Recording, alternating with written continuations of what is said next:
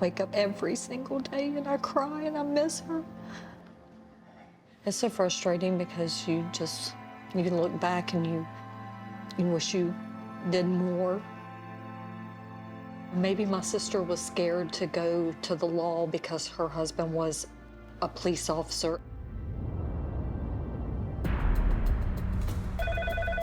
Jones County District Attorney's Office. I believe Seth Peralt was an individual that had a lot of people fooled. Say hi, honey. He doesn't want to say hi.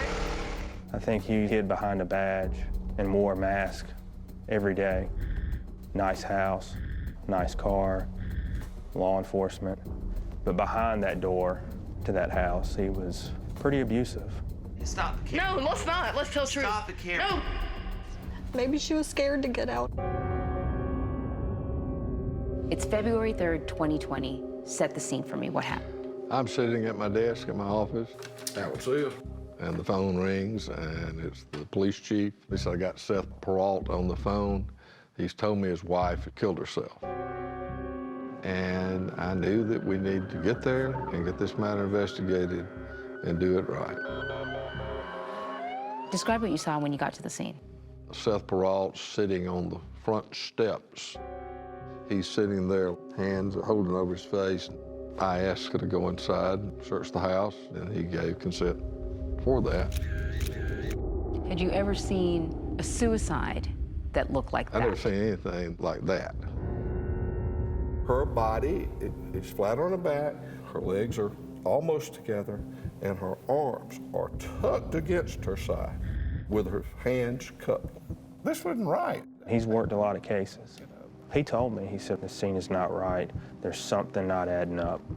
And the more we investigated, the odder it got. Obviously, we have a death investigation here. I asked him, would he come downtown to talk to us further? I don't know how this happened. He said that they were in bed and they were arguing. All I know is my wife was upset. She looked at me and said, I can't do it no more. He loved her. She was his world. He'd never done anything to harm her ever. My wife looked at me and executed herself. And if you look at the logistics of it, you're going to see that I had nothing to do with it. We all called Sheriff Sills that night and said, we know our sister didn't do this. We know she didn't take her own life, that he had something to do with this. While looking in your face as a law enforcement officer, I did not do anything. I had nothing to do with it. 7 months later, the medical examiner's report comes out. And what does it say? Suicide. Well, I was astounded. Dr. Darsow is a renowned medical examiner.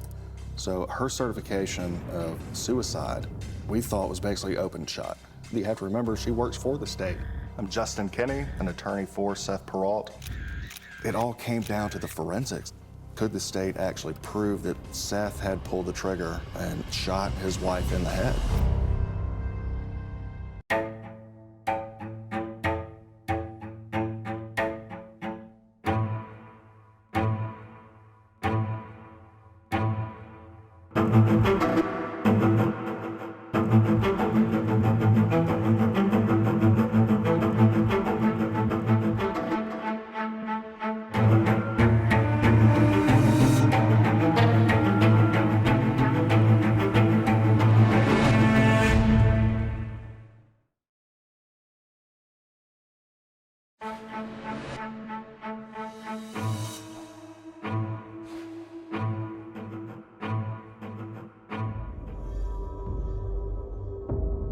Just an hour and a half after Seth Peralt said his 44-year-old wife, Amanda, shot herself right in front of him, he was struggling to tell his story. I'm in shock. My wife of 8 years that I love more than anything in this world. I don't know even where to start, sir. I've lost everything in my life. 44-year-old Peralt, then a police officer for the city of Eatonton, Georgia, told the county sheriff, Howard Sills, that his wife, Amanda, had shot herself in the head. What did he say happened? He said that they were in bed and they were arguing, and then all of a sudden, She just produced the gun out of thin air and executed herself. I just sat there and watched my wife execute herself. In all my years of questioning anybody for suicide, I have never heard anybody use the term executed. I knew she hadn't. I knew that he was lying. From the very beginning, Angie and Alicia Johnson say they had questions about what happened to their sister Amanda. We knew better. We knew our sister. Amanda loved life. She wouldn't put us through this. About 8 years earlier, in the fall of 2011, a recently divorced Amanda met Seth Perrault online. I remember her being kind of excited about it. He treated her differently from some of the past relationships she had been in where, you know, she wasn't respected. Seth, battling cancer and unemployed at the time, seemed to fall for Amanda fast and hard. And they moved in fairly quick. Like, he had her move in within 6 months of them meeting. Seth was living an hour away with his mother, who was caring for him. But Angie says Amanda would quickly take over the role of Seth's caretaker. When she moved out there, he didn't want her to work. They say Seth's parents were paying all of the couple's bills and helping with expenses for Seth's daughter from a previous relationship. So Seth was basically dependent on his family. Very much. Very much. And Amanda was dependent on Seth. For the longest time, like, he wouldn't let her have any kind of phone, cell phone, or anything like that. It would be his phone or a landline. She didn't even have a car to drive. He monitored her constantly.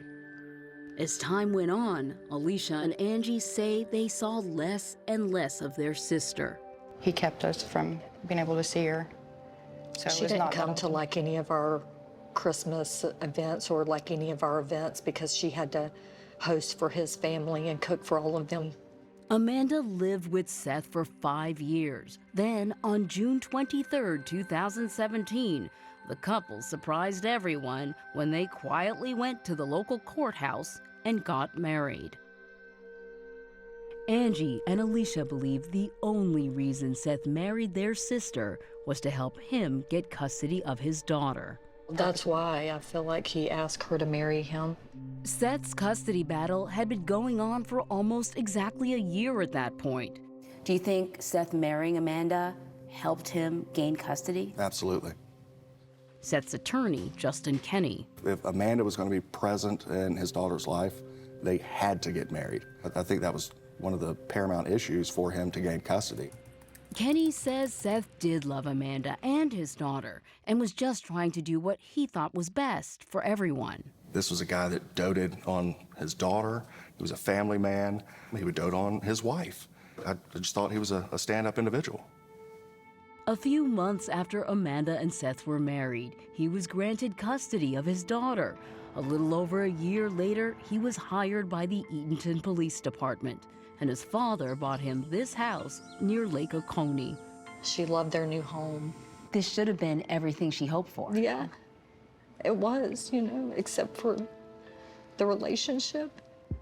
Alicia and Angie say they didn't know just how bad things had gotten, but were hearing more and more stories of fighting fueled by alcohol. I've heard stories in interviews that, you know, when they were sober, they were loving toward one another. But it's when alcohol came into the mix, that's when it became toxic.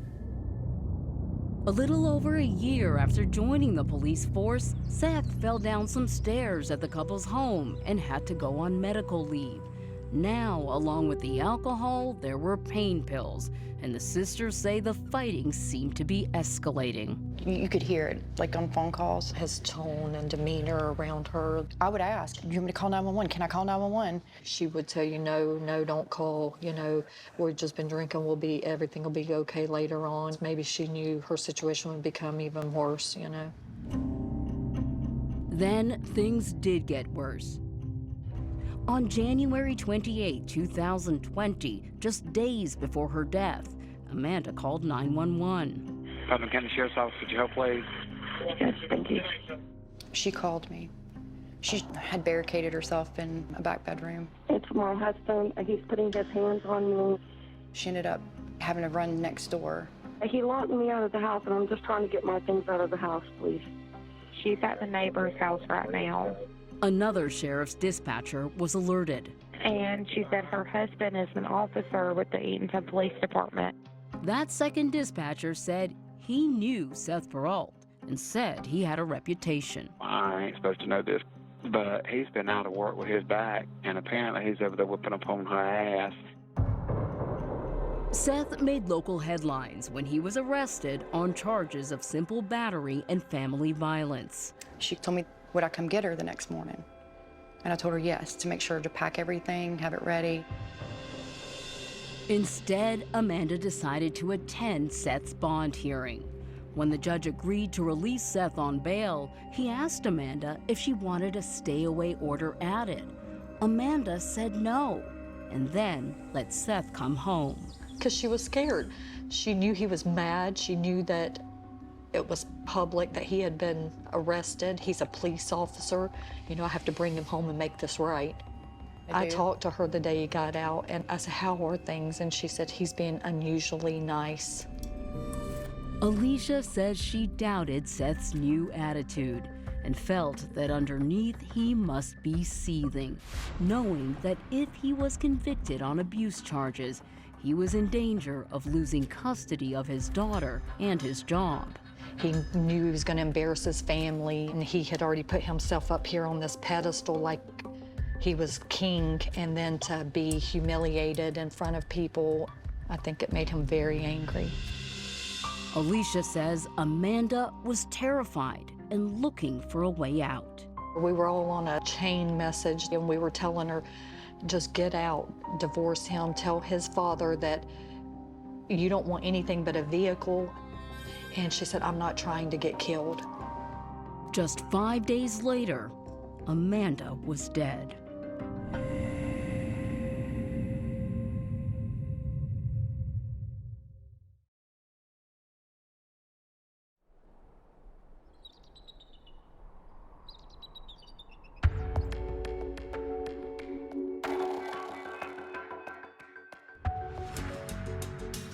Sheriff Howard Sills says that from the very start of his investigation into the death of Amanda Peralt, he wasn't buying her husband's story. I knew something was wrong the day I walked in the house. For starters, the position of Amanda's body, depicted in this 48 hours animation based on the crime scene photos, left Sills certain that Amanda could not have shot herself.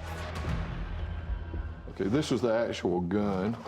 Also of concern to Sills was the way this Smith & Wesson 380, which belonged to Seth, was found lying next to Amanda's body with its magazine ejected. The magazine, it was near her right side, and the pistol itself was way down here below her left foot. What made the ejected magazine even more curious, says Sills, is the fact that there was a bullet found inside the gun's chamber. It's a semi-automatic gun, so when it fires, the slide comes back, the spent cartridge casing is ejected, and it picks up the next round. Because of that bullet in the chamber, the magazine had to be ejected after the gun was fired, says Sills.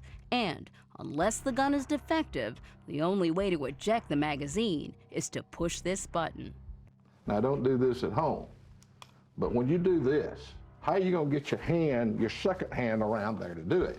There was also no blood on Amanda's hands or the long sleeves of her shirt, and something else caught the sheriff's eye. In the middle of the closet, on the floor, was a damp green towel that somebody had dried off with it. No doubt about that. One of the first deputies on the scene said Seth smelled like shampoo. Also alarming, the bedroom was littered with 20 miniature bottles of Fireball whiskey, all of them empty. Sills says he didn't have the manpower to process the scene, so he called in agents from the Georgia Bureau of Investigation. While they collected physical evidence and Amanda's body was transported to the state medical examiner, Sills focused on Seth. He came in and sat right in this blue leather chair. Seth spoke to Sills in his office for over an hour without an attorney present. I'm not going to lie to you. I have no reason to lie to you. I wanted to know what had happened that day. How did the magazine get out of the gun? How did the gun get where it was? Did you touch that gun today? The 380? Yeah. I mean, it's been like, no. Today? No, sir. How does her body get into that position? No answer. Because he never touched her. No, never touched her. But Sills says that didn't make any sense, so he kept pressing. And then Seth changed his story. How are you? Maybe I did. I don't know. I probably did touch her. I was probably hugging the out of her. And I was probably like, I'm so, like, honey, what the hell's going on? Sheriff Sills says Seth tried several times to deflect questions with his badge. I take pride in being a good law enforcement agent. And I can't remember how many times he looked me in the eye and said, I'm a good police officer. I'm a good officer. I'm a good police officer. I'm a good police officer. I'm a good officer. I'm a good police officer. Amanda, he said, also knew what a good cop he was and how assault charges would ruin both their lives. She hated to see my reputation destroyed on the news because she knows what a good police officer I am. And she was so worried I'd lose my daughter. She wanted to come down here and tell you that it was a lie. Seth insisted that Amanda had lied the day she called 911 and felt so bad about it that she wanted to confess to perjury. He said that she had written something that she intended to bring to me, recanting what she had told the deputies, and he told me where it was. This handwritten letter was found in Amanda's nightstand. It reads in part, I, Amanda Perrault, would like to retract my statement. My husband never put his hands on me ever. I feel horrible for the humiliation I put my husband and my family through. I am willing to take any punishment I may deserve for what I have done. I don't deny she wrote it, but look at the penmanship. There's not the slightest error of any kind. What we've got here is an inexperienced police officer dictating what's to be written. Like Sills, Amanda's sisters are certain Seth was behind the letter. She wrote it, but she was coached. I think he was telling her, I need you to write this to get me out of trouble. But Seth told Sills he was not about to let Amanda confess to lying to authorities. I knew if she came down here, it was a false statement and a felony. I knew it. But according to Seth, Amanda couldn't take the guilt anymore, so she put his gun to her head and pulled the trigger. She looked at me and said, I'm sorry. I'm sorry I put you through this. Boom. I couldn't even say a word, Sheriff. It was done. Seth tried to convince Sills that Amanda killed herself because her call to 911 had potentially ruined their lives. But the sheriff didn't see that as a reason for suicide. Instead, he saw a motive for murder. Believing that Amanda would never take her own life, this made sense to her sisters as well. He had to make it look like she took her life so that he could be cleared of all this wrongdoing. Sheriff Sills says he was convinced that Seth Perrault was somehow involved in his wife's death. But that day, he felt he didn't have enough to arrest him. I wanted to see if I could get some more evidence. And I did.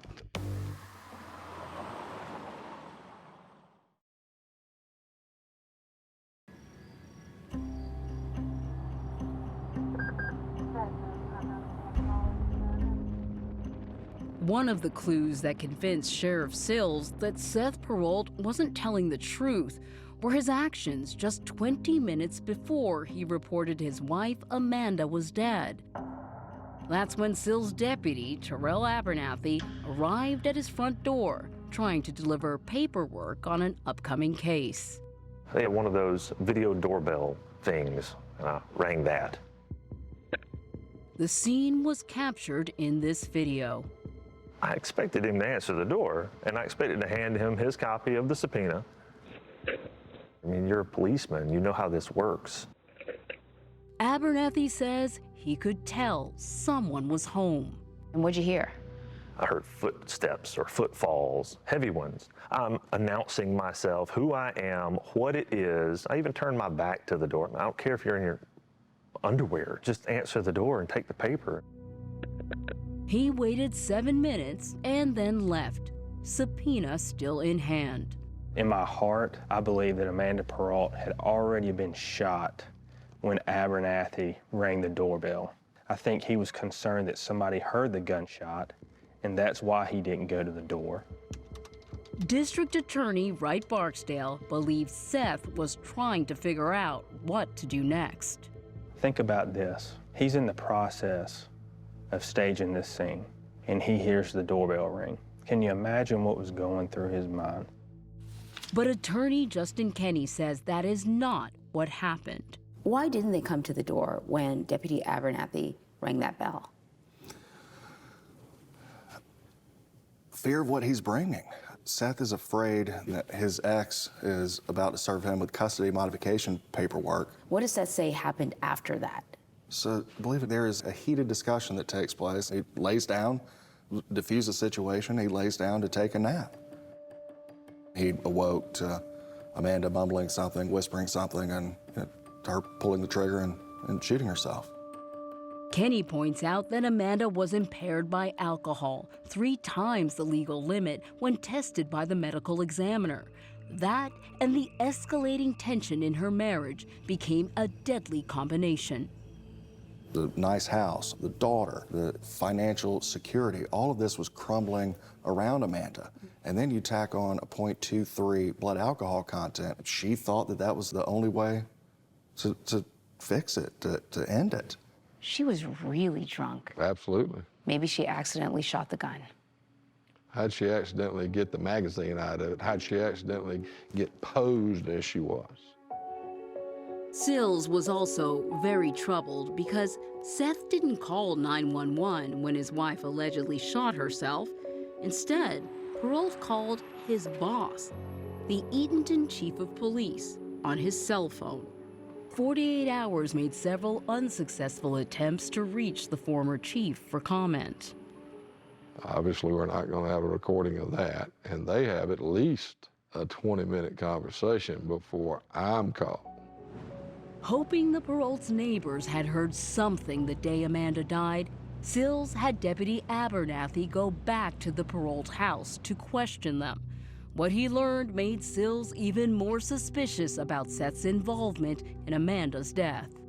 We found out that there had been a true pattern of domestic violence for years and years. Neighbors said the couple could be heard fighting nearly every day, and in their eyes, Seth was almost always the aggressor. They told stories about a physical altercation between Seth and Amanda where he actually grabbed her by the back of the hair and pulled her down and pushed her into the driveway. One neighbor told Abernathy that he would often stand by in case things got really violent. He talked about how at times he would just stand in the yard and just wait to see if he needed to call 911 because it was so violent over there. Another neighbor said that Amanda had twice made this chilling comment. That if she were to wind up dead, that Perrault is the one that did it, and she made this neighbor promise that she would insist that her death be investigated as homicide. Did anyone call the police? No. Why not? Well, one of the answers was that, well, we were scared to call because he was the police. It's hurtful. It's hurtful. And this is why I wanted to do this show, is to make sure that people know to speak up. The day Amanda died, the neighbors said they didn't hear a thing. The only witness to what happened was Seth Perrault, and Sills was sure he couldn't trust him after the interview in his office. According to Seth, they take the child to school, they come back home, and they go nowhere at all other than down the street to the convenience store.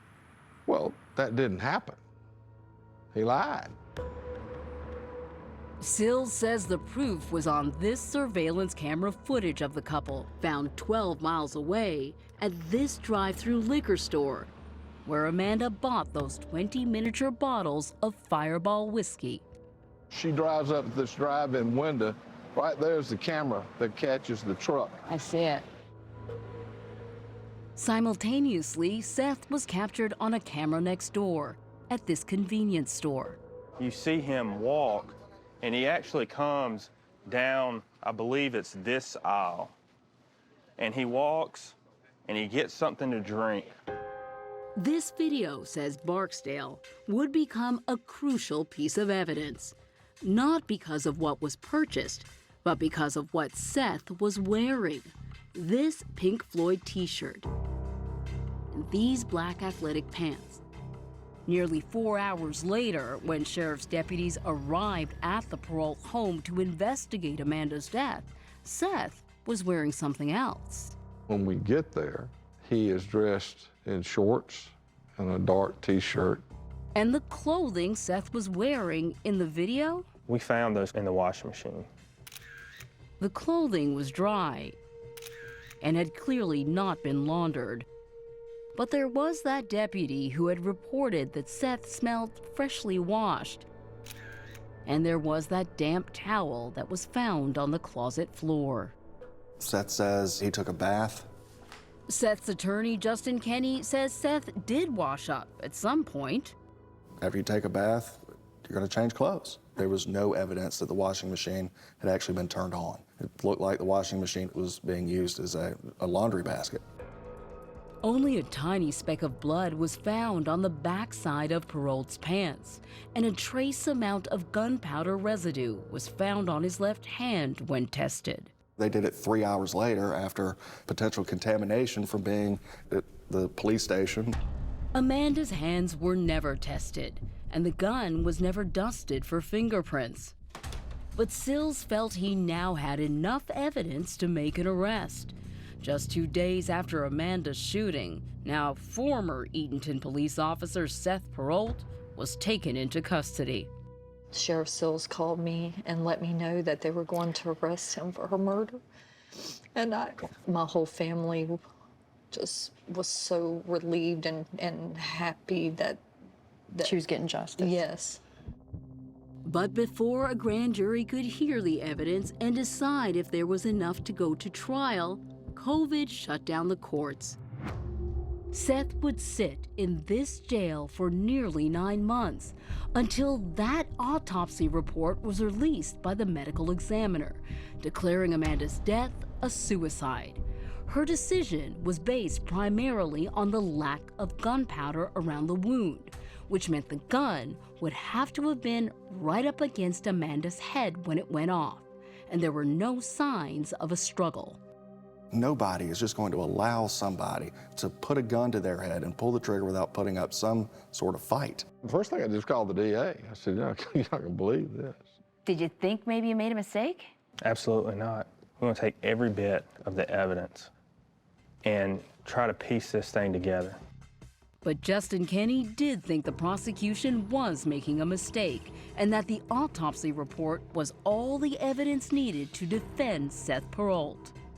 I mean, it seemed pretty open shut to me.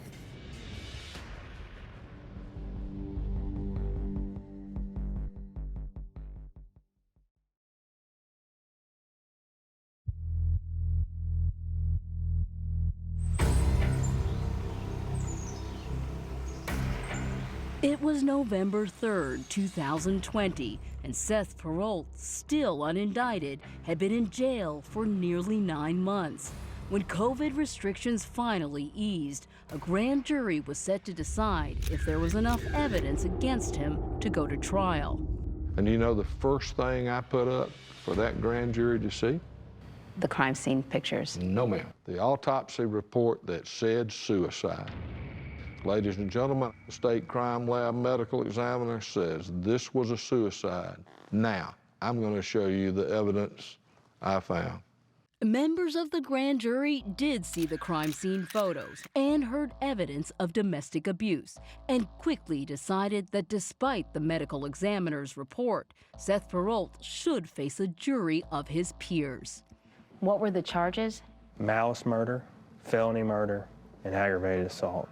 Perrault pled not guilty to all charges. At his trial in February of 2022, he decided not to testify, leaving defense attorney Justin Kenney to tell his story. I think there was a complete absence of sufficient evidence that Seth killed his wife. The prosecution showed a jury of 8 women and 4 men the crime scene photos, including the way Amanda's body and the gun were found. They also heard testimony from that sheriff's deputy who thought Seth smelled freshly showered. They watched the footage of Deputy Abernathy at the Perrault's front door and listened to all 60 minutes of Perrault's interview with Sheriff Sills. I don't know how this happened. District Attorney Barksdale says that some of the most compelling evidence was found on Amanda's cell phone, like this video she recorded 7 months prior to her death. It's sad because you know what? I married you, and Dude, you're done. I'm done. Amanda's sisters were seeing the video for the first time. It made me angry. I want to have a good weekend. You burn that up when you try to put that phone in my face. What phone in your face? Oh, right there. Oh, you're videotaping. Yeah, because you're being a and I'm going to show you tomorrow. You didn't videotape all the you when you hit me and smacked me. Hit you? Yeah. You fucking choked me 8 times. The video was problematic, but it doesn't show everything that took place. Seth also states that she had acted violently toward him as well. There was no evidence of Seth having been abused introduced at trial. But Amanda's phone also contained photos of her with bruises, a black eye, and a split lip, along with texts like this one to her sisters. Seth just choked me till I nearly passed out, busted my lip wide open. I was scared that one of them might get hurt. This is Seth's then 8-year-old daughter being interviewed by a forensic child psychologist. Remember, she was a witness to what happened the day Amanda called 911. They were cussing at each other. Miss Amanda was cussing too, but she didn't touch Daddy at all. Daddy was like touching her nose like this, like, get out of my house right now. The jury was shown most of the interview. She was on the floor like this, trying to get her stuff. Then all of a sudden, Daddy just started grabbing her arms, and Daddy just pushed her over the laundry table, and then opened the door and pushed her out the door. While her father spent the night in jail, she said Amanda begged her not to tell anyone what happened, or there could be deadly consequences. Amanda tells her that night, if your daddy loses custody of you, he's going to shoot me dead. Your daddy would come shoot me dead. But when Barksdale called the now 10-year-old to the witness stand, she said she couldn't recall what happened that day or what she said in the interview. She, I think, felt really torn. I seen her look at her dad a couple times. I felt like she was more careful about what she was saying, like somebody had been coaching her. In cross-examination, the defense asked if anyone had coached her on what to say. She said no. But Justin Kenney says he believes another prosecution witness may have been coached, a jailhouse informant named Jack Falk, who had shared a dorm block with Seth Perrault. Jack Falk has a criminal history, I believe, 28 pages long, numerous contacts with the police, and he had every incentive to lie and make up a story. Falk had come forward 3 weeks before the medical examiner's report was released, claiming he had valuable information about Amanda's death. He knew things that only Seth Perrault could have told him. In these 2 handwritten letters, Falk claimed that Seth told him the camera catching him with the clothes on was his biggest concern. He also claimed that Seth said he had been giving Amanda painkillers all day and that she was passed out at the time of her death. I think he was in the bed with her after she was passed out and held the gun against her head. He was behind her? Behind her or slightly to the side. The defense argued that Amanda shot herself because her lies about Seth assaulting her had potentially ruined their lives. Furthermore, only that tiny trace of gunshot residue was found on Perrault's left hand, and there was just that one speck of blood found on his clothing. Justin Kenny says the hardest thing for the defense to explain was the way Amanda's body was found. We knew that it was going to be a problem. The body had to be moved in some way, had to be touched in some way. Kenny says there is one explanation that makes sense to him, something Perrault said in his interview with Sheriff Sills. I probably did touch her. I was probably hugging the out of her. And that would potentially account for her arms being by her sides. As for the way Seth's gun was found beside Amanda's body with the ejected magazine by her side, the defense hired an expert who testified he fired the gun 6 times, and after one of those firings, the magazine spontaneously ejected. It shows that that firearm can drop the magazine when it's fired. Howard Sills took that very gun out and shot it several times. The GBI examined that gun, didn't notate in their report any malfunctions whatsoever. Dr. Laura, L-O-R-A, Darasaw. Then there was the medical examiner, Laura Darasaw. Barksdale called her to the stand and asked her to explain how she came to her conclusion of suicide as the manner of death. What I wanted the jury and for her to see, she did not consider all the evidence. She had not considered Seth's daughter's interview. She had not considered the cell phone data, the prior domestic abuse. You didn't videotape all the But Dr. Darasaw defended her conclusion, and in this statement to 48 Hours, the Georgia Bureau of Investigation backed her up. Our agency stands behind the original expert opinion of Perrault's death. Were you worried at all about the verdict? What I try to remind myself, it is my job to pursue justice and to present a case for the jury to consider. And if they were to walk him out the door, I would be able to look to Amanda Perrault's family and say, we did everything we could. Go inside the case and see more of the evidence at 48hours.com.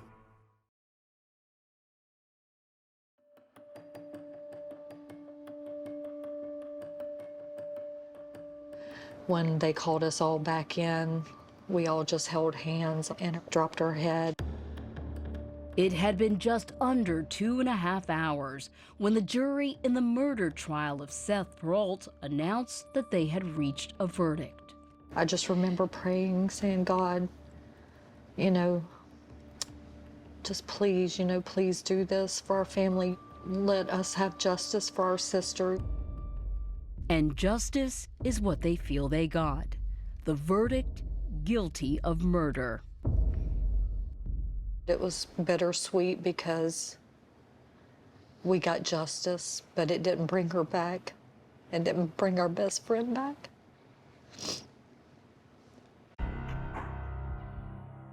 That same day, Perrault was sentenced to life without the possibility of parole. I want many years of him praying to God and being on his knees that he would have took his own life instead of my sister's. Justin Kenny says he believes an innocent man is now behind bars for life. My heart sank. I've known Seth for almost a decade now, and I don't think he did it.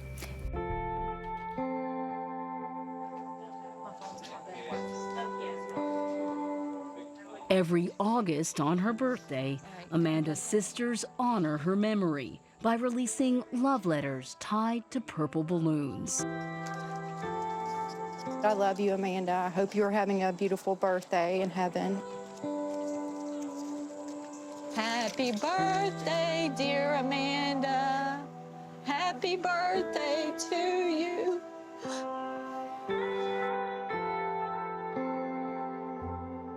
In 2022, the notes also included the National Domestic Abuse Hotline number. And hopefully this will find somebody that really needs it. We just want to create awareness around domestic abuse and for people to don't sit back and just let it happen, no matter what the victim is telling you. Fight for them, you know, help them any way you can. There's so many things I wish I could go back now and do different. I wish I could go back and save her. You're gonna save somebody with this. I hope so.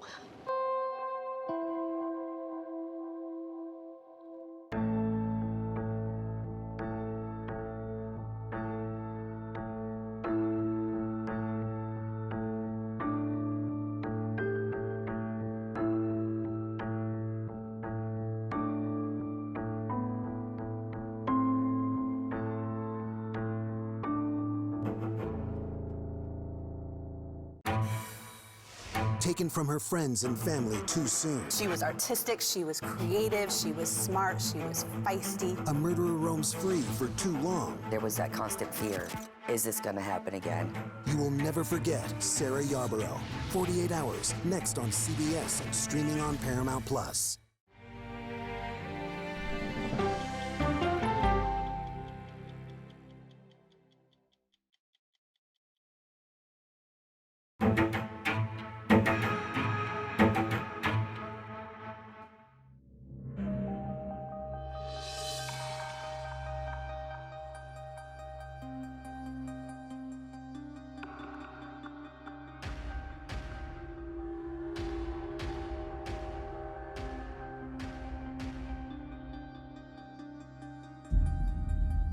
You start dealing with a series of shootings. It's a little out of the ordinary.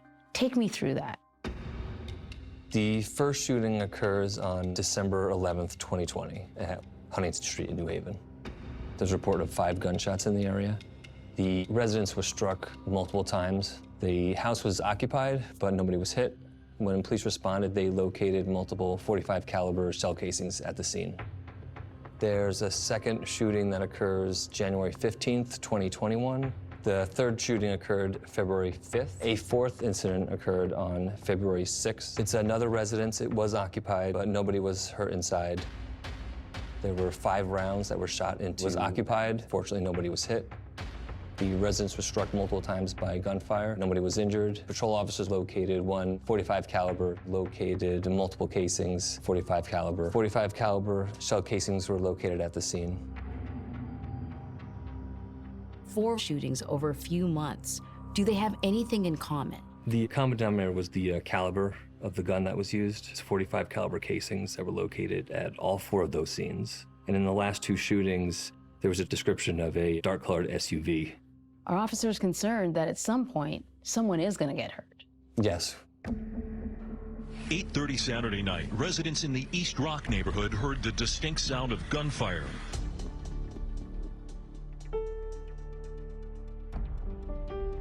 On February 6th at around 8:30 p.m., we get the report of a person shot at Lawrence and Nickel Street in New Haven. That person was later identified as Kevin Jong and was pronounced deceased on the scene. We located 8 .45 caliber shell casings. There were a few 911 callers that saw a dark-colored SUV flee the area. A sense of shock and sadness has settled on the Yale University community after the Saturday night shooting death of grad student Kevin Jiang. What's up, everyone? Welcome to another episode of Fitness with Kevin. I'm Kevin. It still doesn't feel real. You know, like it still doesn't feel real. You're such a cutie. He was just a very happy person, a very genuine soul. The victim was a student at Yale's School of the Environment, originally from Chicago. He was an Army vet who posted on Facebook just a week ago his joy in getting engaged. He was so in love with Zion. He was just like, oh, Zion this and Zion that. Like, everything was about Zion. He really loved her.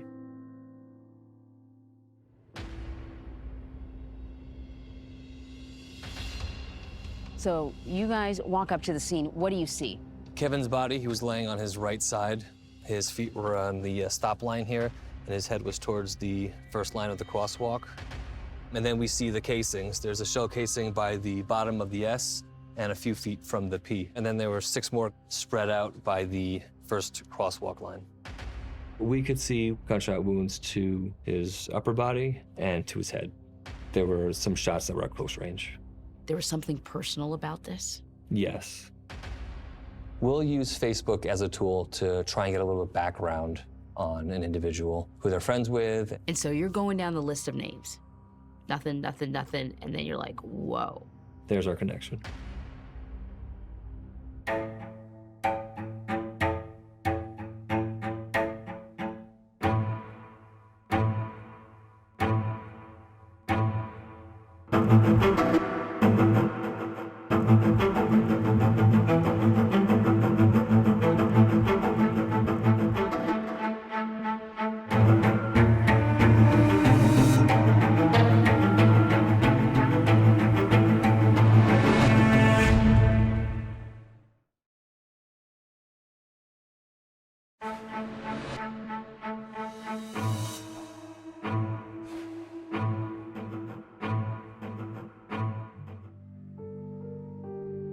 It was a cold night in February 2021 when lead detective David Zaweski and his colleague Stephen Cunningham arrived at the crime scene.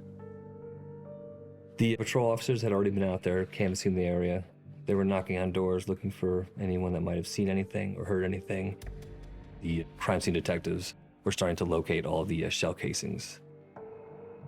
26-year-old Yale graduate student Kevin Jong was lying in the street, shot 8 times. His body was still on scene, covered in a white sheet. When you saw the body, what did you see? What we could see were gunshot wounds to his upper body and to his head. And you could see stippling on the left side of his head. Stippling is a burn pattern caused by gunpowder exploding from a weapon fired at close range. About 100 feet down the street, there was a Prius just parked in the middle of the road with its hazards on. They quickly discovered the Prius belonged to Kevin. Crime scene detectives noticed a peculiar bit of damage that suggested it had been hit from behind. There was an impression that was left on the back bumper that looked like a license plate holder. So this is like a fender bender. It's not a violent crash. No, there's not much damage. One witness told detectives she heard the sound of an accident and went to the window to look. When they look out, they see a Prius come to a stop and put his hazards on. They see a dark-colored SUV pull up behind it and then reverse back towards the intersection. They see the operator of the Prius walk out and approach the SUV, most likely to see how they were, exchange insurance information. When the operator gets to the black SUV, they hear a round of gunshots, and they see the muzzle flash from the gun from the driver's side of the SUV. Another witness heard the first round of gunshots and went to her window. When she looks outside, she sees a subject wearing all black standing over another individual who's laying on the ground. She hears another round of gunshots, and she can see the muzzle flash from the gun as he's firing. She sees someone standing over another person, which means the victim is already down, and they're still shooting. Yes. What did you think? There's a little bit more to it. It seems a little bit more personal when you have someone that's laying on the ground and not moving. What would cause someone to continue firing at them? The detectives were able to confirm these accounts when they got a look at video from a neighbor's security system. It was located on the inside of a window, facing outward. Because most of the frame is a reflection of the interior of the house, we've zoomed in to focus on what's happening on the street. A warning, this may be difficult to listen to. We hear the collision between the two cars. And then that's when you see Kevin's Prius pull into frame and the SUV pulls up behind him and then reverses out of frame. You see Kevin exit his vehicle and then walk out of frame to approach the SUV. You then hear 2 gunshots a scream, and then 6 more gunshots.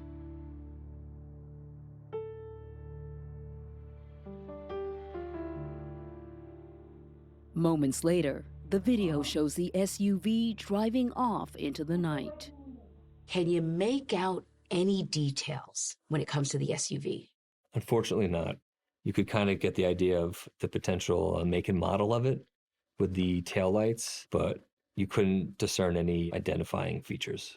Investigators soon felt the dark SUV and the .45 caliber shells recovered at the scene pointed to a potential link to those earlier shootings around the area that police had been investigating. 4 times over a 2-month span, someone fired shots into family homes. The 4th incident occurred just 1 hour before Kevin Jong's murder. We had detectives in the Bureau looking into each of the incidents to see if there's any more of a connection to link them. 2 bullets came in through this window and ended up in this wall. Paul and Nairi White's home was the target of the 3rd shooting. We had just finished dinner. I had a fire going. Nairi, a school teacher, headed upstairs to take a shower. Paul, an educator with degrees from Yale, Harvard, and Columbia University, was sitting downstairs. All of a sudden, something comes through this window. Then a second bullet came through. You heard the pop and the glass going everywhere with that one. Paul shouted a warning to Nairi. Get down, someone's shooting. And then I heard bang, pop again, and I turned and I literally saw the frame of the door just splintered. And then she yells back at you. Right, that's someone shooting upstairs. It was over in a matter of moments, and no one was injured. Do you feel lucky? Yes. Absolutely. Absolutely. Absolutely. Detectives interviewed the Whites and the occupants of the other houses. There didn't seem to be any connection between them. And none of them, investigators say, had any connection to Kevin Jong. But the shell casings from all the shootings would later tell a different story. When the casings are sent to the lab, they all came back as matches to the casings found at the homicide. The casings matched, but Kevin was the only person murdered, and detectives didn't know why. It could have been a road rage incident that turned a little too violent. Or was Kevin Jong targeted? The car accident was deliberate to get him out of the vehicle. Possibly seemed like it was planned. And if he was specifically targeted, what could have happened in his life to drive someone to do this?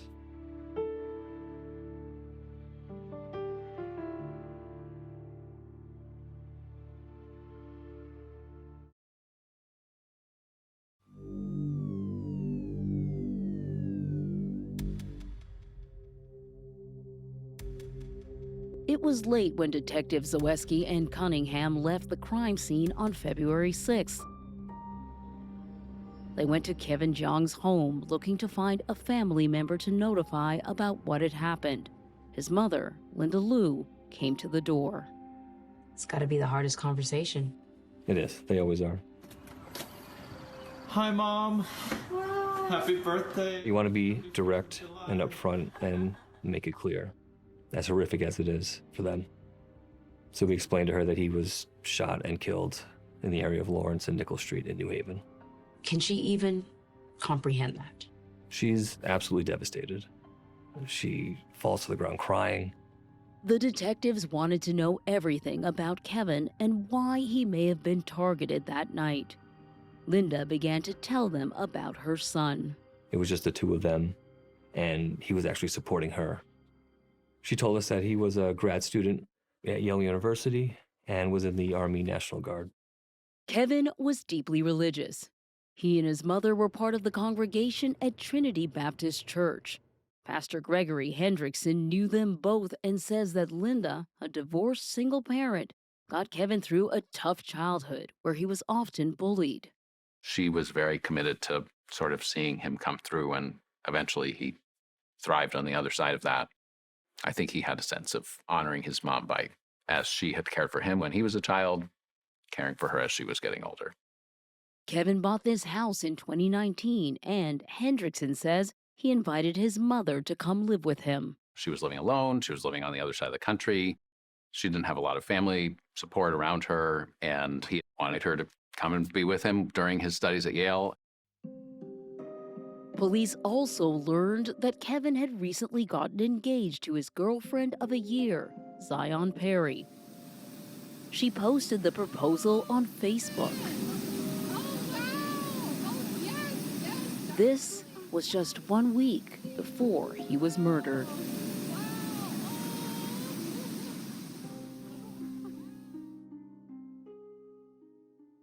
He was so in love with Zion. You could tell. He didn't even have to really say too much.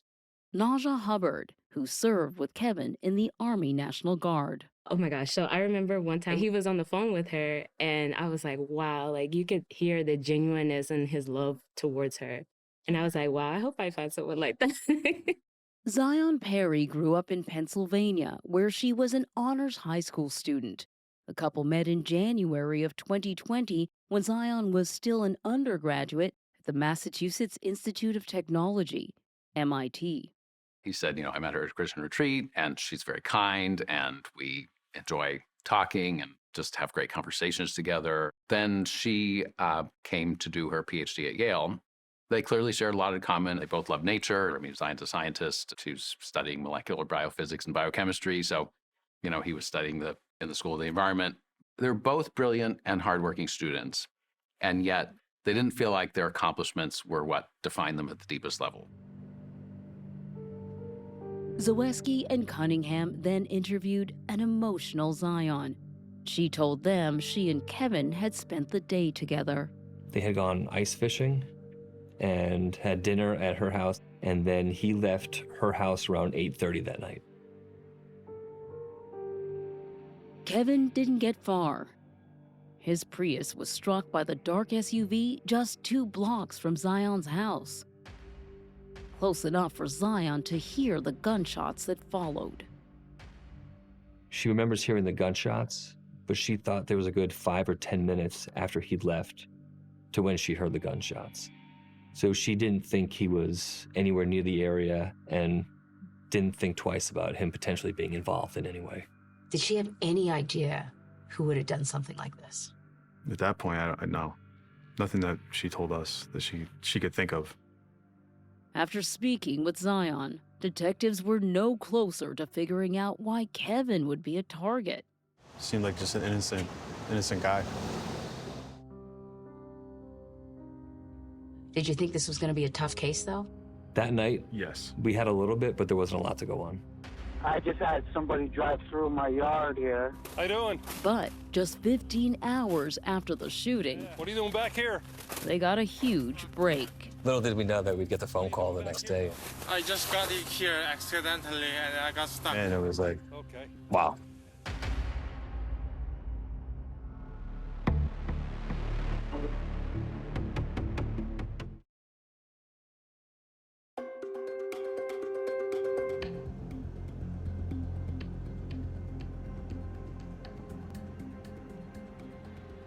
News of Kevin's murder spread among his loved ones and closest friends. I was at home, and I actually got a phone call from another soldier, and she was saying, I know you guys were close, and her voice cracked, and she told me that he had passed away, and I was like, not comprehending what was going on. So I texted him, and I was like, answer your phone, please. And obviously, he never answered me. Lieutenant Hubbard reached out to Captain Jamila Aye, and if sharing the news about Kevin wasn't tragic enough, someone posted the chilling video of his murder online, and his fellow soldiers now saw and heard Kevin's final moments alive. To this day, I can still hear him, him screaming. I was like, why did I listen to that?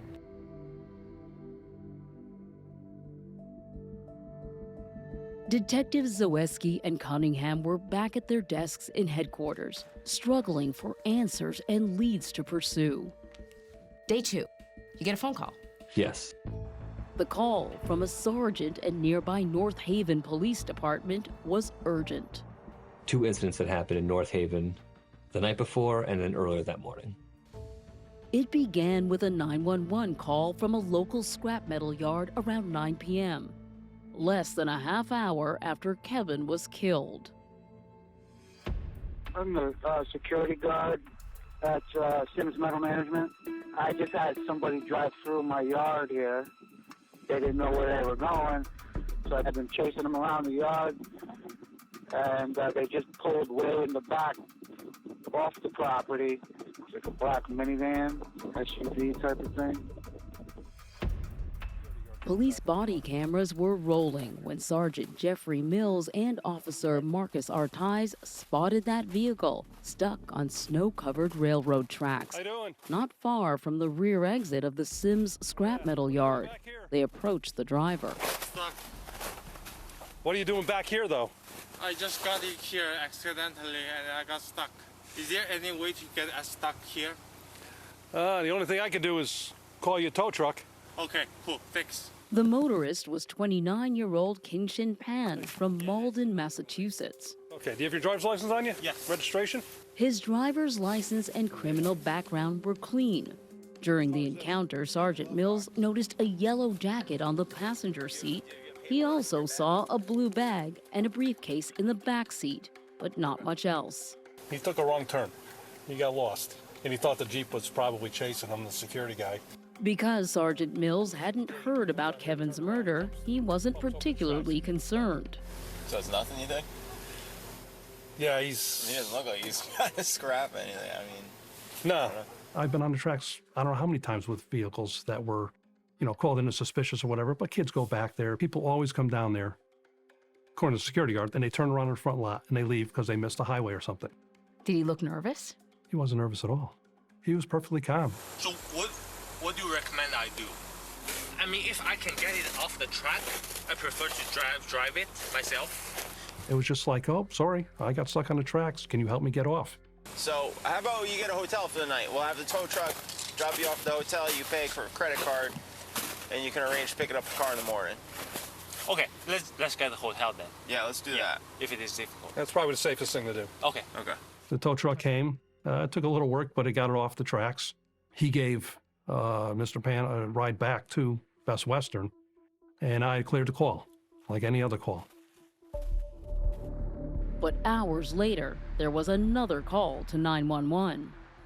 February 7th, around 11 a.m. Hello, can I help you? It's the police department. Hello, I work at Arby's here in North Haven. Mm-hmm. We found a gun and probably like 10 boxes of bullets. An employee found a couple of bags on the grass at the north entrance here. When they brought them in, There were 3 bags. This one, that one, and this. Got it. took a better look at the bags that it came in, and here's a blue retail bag with the Massachusetts logo on it, and a small leather black briefcase, and it instantly hit me. These are the bags that were in Mr. Pan's car the night before. The Arby's was right next door to the Best Western where Pan was dropped off. And by then, Mills had heard about the murder in New Haven. What's going through your brain? At that point, knowing that New Haven had a homicide, they were looking for a dark-colored GMC SUV. Now we've got a firearm, and then Officer Bianchi shows me a yellow jacket that was in it, and the suspect was wearing a yellow jacket. Jacket. So he must be Best Western. I'm going to go over there and 15 with him. And when we got here, I went in to the front desk and spoke with the attendant there and asked if Waxon Pan had checked in, which they checked in and said, yes, he did. I mean, he hasn't checked out yet. That's when Mills alerted New Haven Homicide about Pan. Do you immediately think there might be a connection with the homicide? There's a very good chance. The vehicle matched. And the items that were left behind at the Arby's restaurant, it included a .45 caliber handgun. Oh, boy. And that matched the casings that were at the scene. Zaweski immediately sent detectives to meet Mills at the Best Western. So we got a key, went to room 276. We knocked on the door, we entered the room. The room was clean, nothing in it. It didn't appear that anybody stayed in it for the night. At first, we were like, oh, we lost them. New Haven police sent investigators, including Detective Joe Galvin, to track down Pan. Galvin went to Malden, Massachusetts, where Pan lived with his parents and was a graduate student at MIT. Right outside of Boston, very affluent homes. There was no one there when we knocked on the door. So the day after the homicide, we were unsure if maybe the family was on vacation, out of state, out of the country. But police were also worried. Were they, given the heinous act that occurred in New Haven the day before, were they potentially kidnapped by their own son? Were they victims of another horrible crime?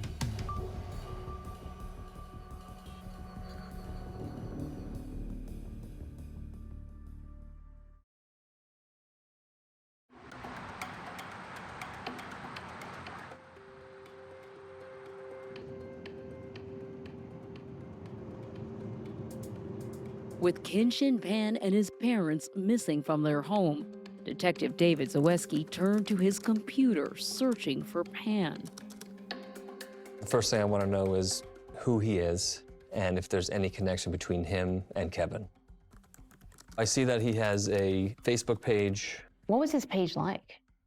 There was not much activity at all. His last post was back in 2016, and he had a few photos with some other students, but that was it. Is that when you first found out that he's an MIT grad student? Yes, that was the first time we got the connection between him and MIT. So I check his friends list to see if Kevin is in there. Is he? Kevin is not listed, but I do notice that Zion Perry is listed. Zion Perry, Kevin's fiancée, who also went to MIT. Now we have a connection. I got in contact with her. She explained that they had met at MIT back in 2019, and they were more associates than friends. Nothing romantic? No. She said that they never dated, they never had any romantic relationship. The last time she spoke with him was May of 2020. He reached out to her through Facebook Messenger to congratulate her on graduating. He asked to FaceTime with her, and she politely declined it. She must have been wondering, why are you asking me so many questions about this guy? What'd you say to her?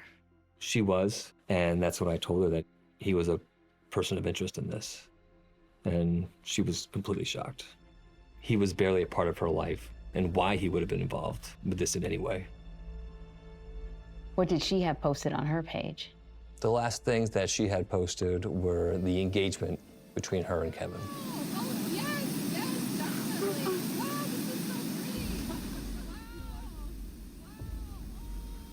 Are you starting to formulate a theory about the case that goes a little beyond possible road rage? Yes.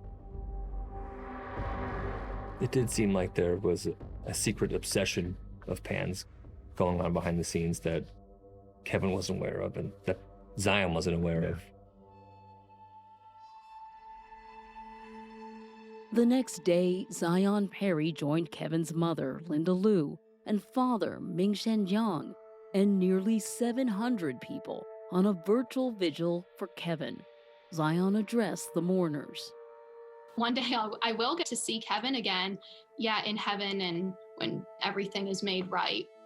I thank Miss Liu and Mr. Jiang for raising such a fine young man and for bringing him into the world. He gave me a lot of joy. He's a very thoughtful, warm boy, taking care of me, and I miss him. He's a nice boy. Everybody likes him. Thank you, you all. That week, Pastor Hendrickson eulogized Kevin at his funeral. We come to you today remembering Kevin, grateful for his life, grieving over his loss. Zion read a poem Kevin wrote to her. It began, "If this world falls apart, it will be all right because we have each other's hearts." a medical officer also trained to operate tanks. Kevin was buried with full military honors just 2 days before his 27th birthday on Valentine's Day. Meanwhile, Detective Galvin, a member of the U.S. Marshals Fugitive Task Force in Connecticut, along with Supervisor Matthew Duffy and Deputy Marshal Kevin Perrault, were utilizing their vast resources to urgently gather intelligence on Pan. MIT graduate, not socially active, degree in computer science. Grad student in artificial intelligence. Lawyer William Gerace. Very smart. Genius? Genius. Socially, not a genius. The Marshals discovered Pan had 3 active phones, and they noticed that in the months before Kevin was killed, Pan was using one of those phones to contact car dealerships. He would tell them all the same thing. He said he's going for a test drive. I believe he said he's going on a camping trip. Investigators were able to match the date of Pan's test drives with each of the 45 caliber shootings in New Haven, including Kevin's murder. It was all part of a plan, investigators say. They believe that Pan likely fired shots into those homes to ultimately mislead them, hoping they would think Kevin's murder was just another random shooting. He planned it, and he knew we'd be looking at these other things. Yeah, he did his best to mislead us. And now we knew that, yes, this wasn't a random incident out there, that he was targeted. They also discovered that not long after Kevin's murder, Pan called his parents, and they made a cash withdrawal of about $1,000. They had tremendous assets, somehow from Shanghai. Access to large sums of money, several $1 million. The Marshals zeroed in on Pan's parents and picked up a ping on their phone at this North Carolina gas station. Our task force found it on the ground. The cell phone was crushed. Yeah, like a car ran over it. 3 days later, investigators caught up with Pan's parents driving near Atlanta, Georgia. Georgia State Police pulled him over. He's not in the vehicle. Nope. Police told them they suspected their son had killed someone. Were they shocked? No. They weren't shocked that their son was being investigated and connected with a cold-blooded murder. They may have been, but they didn't lead on to us at all. They didn't lead on to us at all. The father said our son called, said he was in Connecticut and needed help. He asked us to bring cash. Then once we picked him up in Connecticut, he took the wheel, and then they take this very long drive down south. Pan's father didn't say why his son was heading in that direction. And he says he's quiet, acting weird, doesn't really say what's going on. They make it down to Georgia. He pulls over, and he gets out of the car and walks away. He said no words to them, just walked away from the car. That was their story. Pan's parents agreed to be photographed. Pan's mother declined to answer any questions without an attorney, but she later volunteered that her son walked away from her and his father and likely killed himself. The Marshals were skeptical. We knew after talking to the parents that they would go to jail for him. Knowing the degree that the parents were helping him and his resources, his intelligence, we had to take a different approach on it. We needed to focus in on the parents because they probably would lead us to him. They would go to the ends of the earth to help support and hide him. And what does that mean? Patience. And they would need plenty of it. Weeks went by without an arrest. They wondered if they missed something and if their murder suspect had outmaneuvered them. What do you think of Pan's plan to mislead investigators? See more of the evidence at 48hours.com.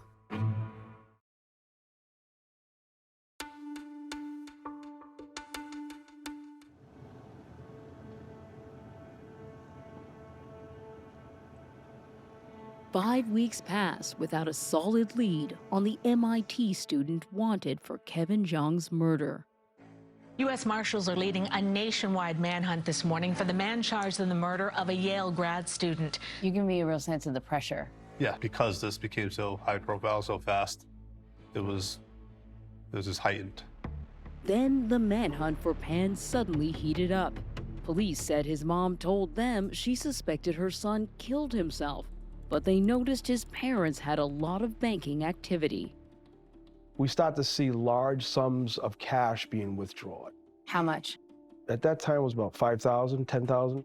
That's a large sum of money that someone could use to get out of the country. They still have family in China.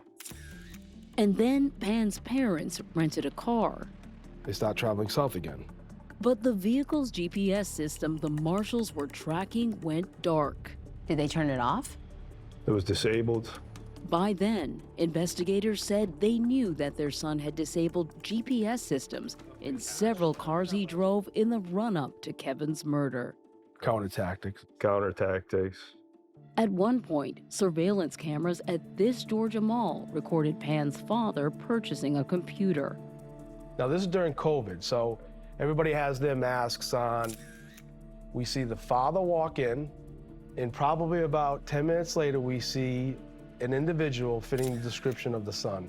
So the story of the suicide out in the woods, that's not true. So from there, the parents end up traveling back north. Once they're in Connecticut, the GPS comes back on. We felt the clock was really ticking. And it ticked away for nearly 2 more months until May 4th, 2021, when Pan's parents drove off for a third time. But there was a difference. They were traveling with another couple. What do you think the deal was with the other couple? Yeah, make it appear that it's a regular trip. No big deal. We're just going on a trip to meet some friends. We're not here to help our son. Pan's parents and their unwitting companions were eventually placed under surveillance at a North Carolina hotel, where marshals interviewed a clerk after the Pans checked out. At one point, Kinshin Pan's mother came to the clerk's desk late at night and asked to borrow his phone. Here is the picture of Pan's mother making the call that broke the case wide open. After she used his phone, she deleted the number from his phone. Were you able to find that number? Yes. We were. The marshals tracked the phone to this boarding house near Alabama State University in Montgomery. So you guys are closing in. Yeah. They went out there with a small army, around 20 guys. They ended up finding his room, and they knocked on it, and he just came out and said, "I'm who you're looking for." He had approximately $20,000 cash on him. He had his father's passport. And he had multiple communication devices on him. So 7 SIM cards. 7 SIM cards and a computer. Pan was arrested for the murder of Kevin Jong and brought back to Connecticut. He maintained his innocence, but a judge ordered him held on a $20 million bond. Huge relief. His case was delayed by the pandemic, but investigators had amassed a trove of evidence. Remember that license plate imprint on Kevin's car? Police say it matched the plate on the bumper of the SUV Pan was driving when Kevin was rear-ended. And forensic tests revealed that Pan's DNA was on the gun and ammo found outside Arby's, and Kevin's blood was also on Pan's hat and the gear shift of the SUV Pan was driving the night Kevin was murdered. Was there anything missing? The murder weapon. Turns out the gun recovered at the Arby's was not the gun that was used to kill Kevin. Supervisory Assistant State's Attorney Stacey Miranda. Who knows where that murder weapon ended up? But there was so much other evidence that Pan's lawyer, William Gerace, recommended he cut a deal. Overwhelming evidence. Overwhelming evidence. On February 29, 2024, 3 years after Kevin's killing, Pan pled guilty to his murder in exchange for serving 35 years in prison without parole. And had he not been stuck on the railroad tracks, this still might not be a solved case. We might not know who did this. Bring out Pan, please. At his sentencing in April, Pan sat silently as Kevin's loved ones and friends described their loss. By court order, the camera was fixed on him. Some of Kevin's mother's remarks were read by a family friend. I was dreaming that Kevin will have a few beautiful children after getting married. This beautiful and joyful dream is destroyed. I am left alone by myself. I will never see Kevin smile again. Then Kevin's mother decided to speak. To charge the murderer Pan 35 years in prison is too short and too light. Pan never explained why he killed Kevin, but the only time he looked up was when Zion Perry rose to speak. I wanted to address Pan specifically. Although your sentence is far less than you deserve, there is also mercy. May God have mercy on you, and may he have mercy on all of us. Then Pan briefly addressed the court. Your Honor, what I'm thinking about is my action and the horrible consequences. I feel sorry for what my actions caused and for everyone affected. I fully accept my penalties. Court is going to impose the agreed upon sentence of 35 years. Finally, Judge Harmon passed sentence, and Pan was led away in handcuffs. Did you ever consider charging his parents?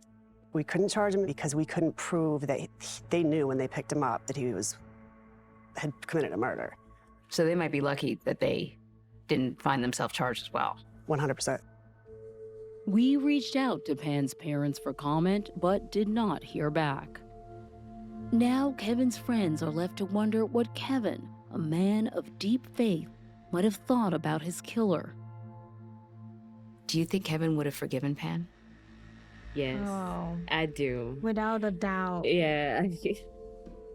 The officers visited Kevin's grave after they spoke to 48 Hours.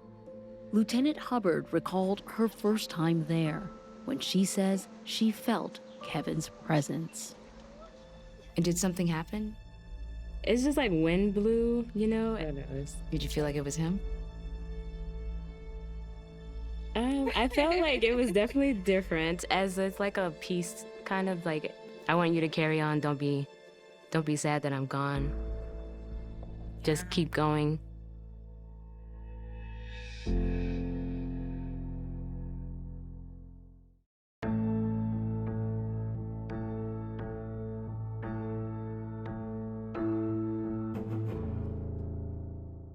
CBS next Saturday. A mother vanishes without a trace. She never would have left like this. Do you think Dee Warner was murdered? Yes. Can it be proved without a body? You don't get away with murder because you're good at disposing of bodies. 48 Hours is all new. CBS next Saturday, 10/9 Central, and streaming on Paramount+.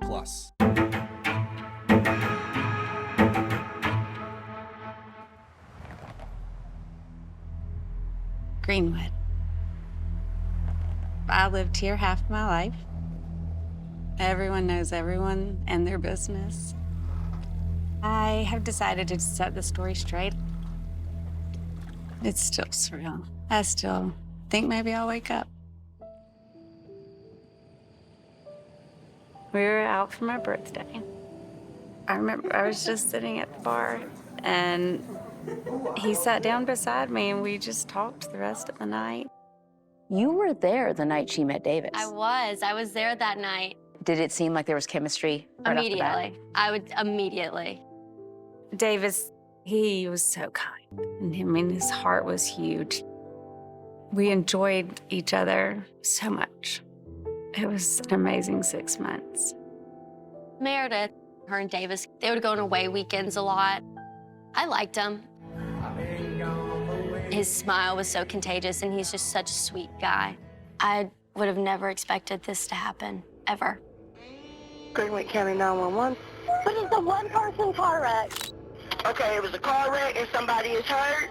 I pull up right beside Davis's car, and he wasn't in his car. And that's when I noticed his airbags were out.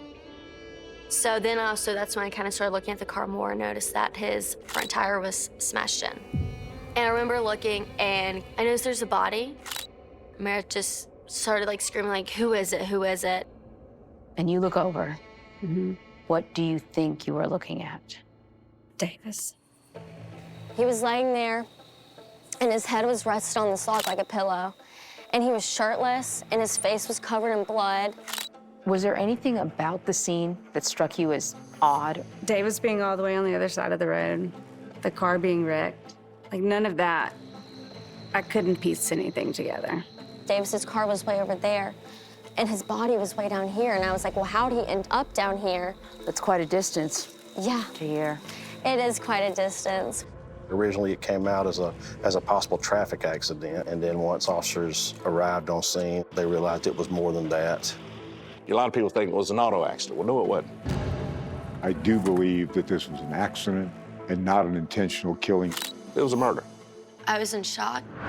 I was like, it doesn't even make sense. The photographs of the crime scene, the text messages from Davis's phone, the ring videos, looking at everything in the totality of the case. It was very powerful.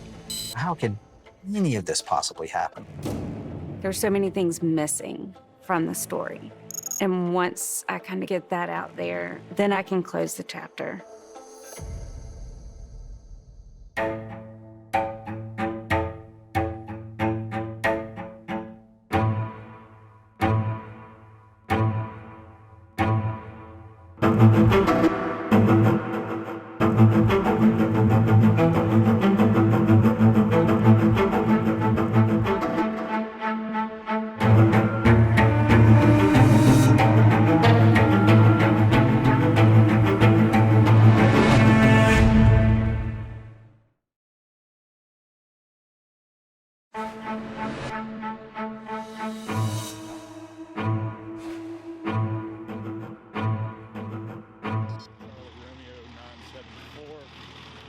And 1028 Whiskey Echo Victor 253. It was May 7th, 2023, just after 1 a.m., when authorities responded to a reported road accident on a secluded, dead-end street in Greenwood, South Carolina. Start roping this off because this is going to be a crime scene. At the edge of the nearby woods, they would find 46-year-old Davis McClendon's body. But what they saw at first was on the road itself. A shirt, a shoe, and a mangled sedan. And there was significant damage to the fender. It was a BMW 5 Series, similar to this one, we're using to demonstrate the position of the vehicle that night. After first responders had locked everything down, Greenwood County Sheriff's Office investigator Patrick Durkin arrived to photograph the scene. The front driver's side wheel was turned slightly. Whatever had transpired at this deserted crossroads, Durkin's job was to freeze it in time. First responders had thought Davis McClendon's injuries seemed consistent with having been hit by a vehicle, though no other vehicle relating to the collision was there. They'd found Davis's body about 50 feet away from the BMW, leading them to suspect he'd been outside his car when he was hit. There was no rain or anything that would potentially wash anything away, so the main thing I focused on was the vehicle. Durkin says he noticed some strange damage to the BMW. Usually when you'd think of a normal fender bender, it would just kind of be pressed into it, and this was torn back like a tuna can in a sense. It had made authorities wonder if it was a hit and run or something more sinister. Those airbags were out and a phone was on the front passenger seat. Durkin saw more debris in the road, but nothing particularly telling. The assumption was that he was struck by a vehicle. Investigator Ronnie Powell from the Greenwood County Sheriff's Office says authorities had learned more by speaking to two women at the scene, Meredith Haney and Megan McGovern, who'd called 911. Megan often babysat for Meredith's 3 children. They provided statements of what they saw and what had occurred all night long. What did Meredith say? She pretty much gave a summary of the whole backstory, that she had been dating Davis. Meredith had told authorities that Davis left a club they'd been in that night, calling her minutes later from the road, saying he was parked at the intersection of Avid Road and Sawgrass Place. When he'd put her on hold and then failed to come back on the line, Meredith was worried and got a ride there from Megan. It was Megan, the babysitter, who'd gotten out of her car and was the first to see Davis's body. That news must have been stunning. Yeah, it was devastating. It was crushing. Davis McClendon was the ultimate people person, without an enemy in the world, say his friends Chip Funderbunk. Everybody loved Davis. He was just awesome. Zach Calhoun. He loved big. And Johnny Coates. And what Zach said, he was everyone's best friend. He was. He loved everyone. But none of them could remember Davis ever mentioning the specifics of his love life. Not until he met Meredith Haney. He told me that he had met somebody and they had just kind of been chatting and, enjoying getting to know each other. It seemed like a good thing, seemed like a positive thing for sure. Calhoun says Davis had gone through a divorce, but the end of his marriage hadn't done anything to weaken his devotion as a father and a friend, even to the residents of the retirement home where he worked. He was the most empathetic person I've ever met. More than 4 months before Davis died, on the night of December 23, 2022, Meredith was at that club, celebrating her 39th birthday with her best friends. She says they were wearing their worst Christmas sweaters when the handsome stranger struck up a conversation. And I think he texted on Christmas Day, and then the next day, and then the next. And you just kept on talking. Mm-hmm. Until meeting Davis, she says she'd been keeping her head down. Just about 6 months earlier, she had left her husband of 10 years, a local auto body shop owner named Bud Ackerman, and she was struggling to balance parenting their 3 kids and her job as a grammar school teacher. She says she knew getting involved with someone new would not be easy. Was there any hesitancy about moving forward with this? There was. She says first Davis wanted to make sure she had no intention of reconciling her marriage. He didn't want to be the reason that, we didn't get our family back together. So we made sure from the get-go that wasn't going to be an issue. And it just happened. They would have less than 6 months together. Could you start to guess what may have happened, how it was hit? The night of Davis's death, at the site, investigator Patrick Durkin noticed something beyond the strangeness of the crashed car and Davis's distance from it. There was an oil slick in the road. It's still here. Just over a year later, it's still here, but there was a number of footprints and some tire tracks that were leading away from this oil stain. And what did that tell you when you saw it? Well, we knew that there was some type of impact to the vehicle, and then we knew there was oil and tire marks that left from here. It looked like evidence from the vehicle that hit Davis. You guys are looking around, and you realize the oil continues? You could see it was very obvious that there was tire marks that had gone back down the road and kind of turned around. Back where the tire tracks seemed to show a vehicle had turned around, investigators had found oil spatters on a streetlight post.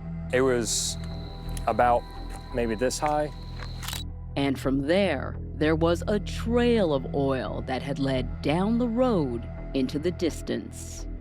It's breadcrumbs, basically. In a manner of speaking. We just have to do the investigation and see what evidence is there and see where it leads us to.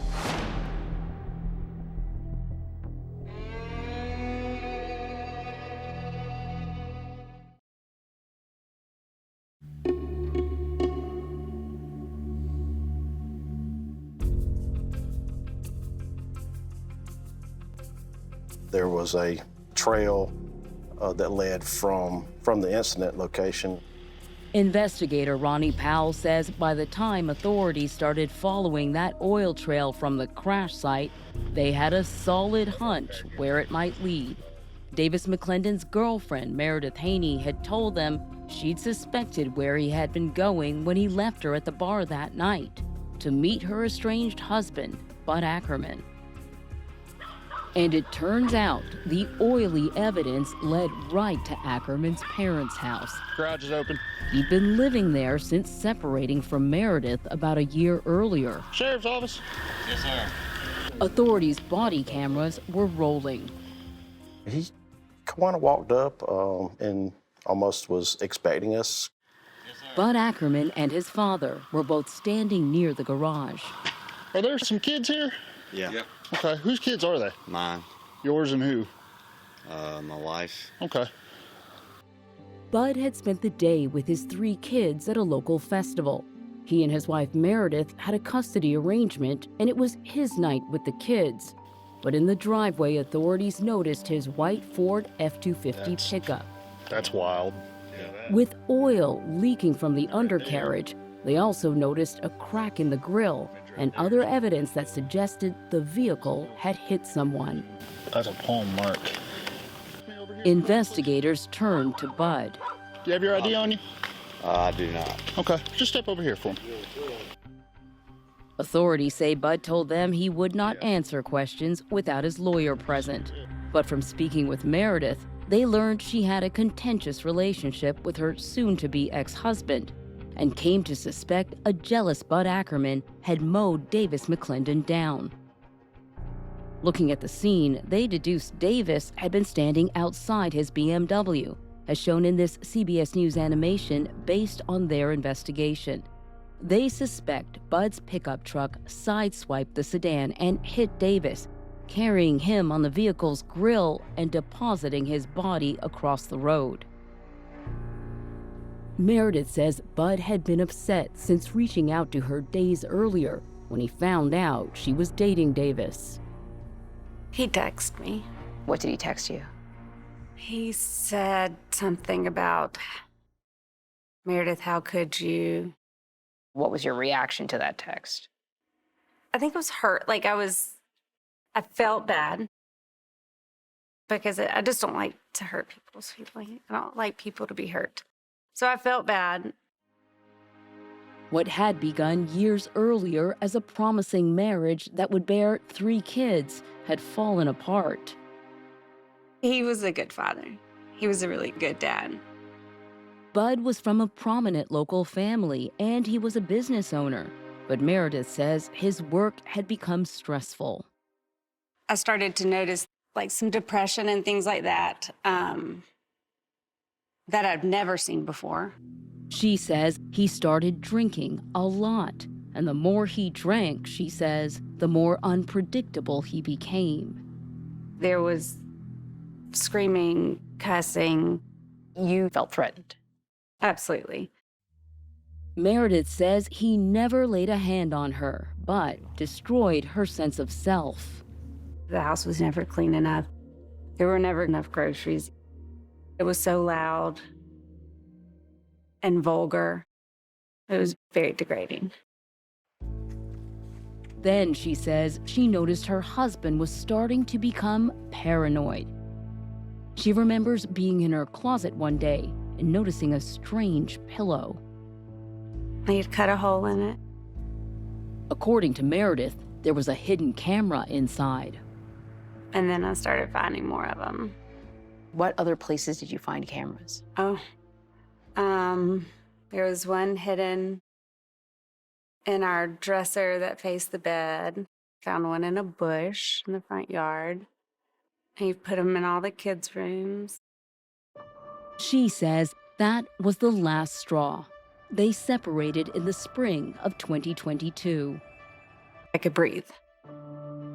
I could be me again. Meredith says the separation seemed to help Bud too, that he'd stopped drinking and kept going to church with her and the kids. But by then she decided it was too late. When I was done, I was done. And starting again with someone new seemed like a distant dream, Meredith says, until that night Davis McClendon sauntered up and sat down in her life. They tried to keep things low-key at first. Meredith says she never wanted to rub Bud's nose in it. So what did you all do? We would go out of town. But Meredith says they knew they couldn't sneak around forever, and it had started seeming like her new relationship with Davis was a forever kind of thing. We talked about sitting on the porch, rocking chairs at 80, and it was just a different kind of relationship. But after Bud found out, there were new complications. He accused you of cheating, Yeah, even though you were weeks away from your divorce. right. Meredith says Bud actually called Davis and asked him to back off until the divorce was official. What was Davis's reaction to that request? I think he agreed. But then we talked about it and decided that was just giving him another little piece of control. And on the night Davis died, she says Bud seemed out of control. Back at his parents' house, investigators now had a warrant and were finding more clues that Ackerman had been at the crash site. Oily footprints. Oily footprints. At about 6:30 a.m. on May 7th, 2023, Bud Ackerman was arrested. He would be charged with the murder of Davis McClendon. We think there's enough evidence at the scene to prove of what occurred. So by the end of the night, you already have someone in custody. Yes. What's left to do? But that's just the beginning. Because it turns out Bud Ackerman did have a story to tell. He says Davis was standing near the middle of a dark road, approximately shown in this CBS News animation. Bud says he didn't see Davis until it was too late, that hitting him had been an accident. And Bud's team says they can prove it.